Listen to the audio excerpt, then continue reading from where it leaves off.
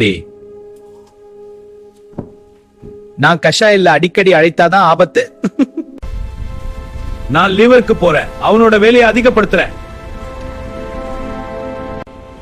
உனக்கு தூக்கம் வரச் செய்வேன், கான்சென்ட்ரேட் செய்ய முடியாது. அடிக்கடி என்ன குடிச்சா பாடி என்ன தேட ஆரம்பிக்கும். இதுதான் டிபெண்டன்சி. மருந்து தேவைக்கு மட்டும் அளவுக்கு மீறினால் நஞ்சு.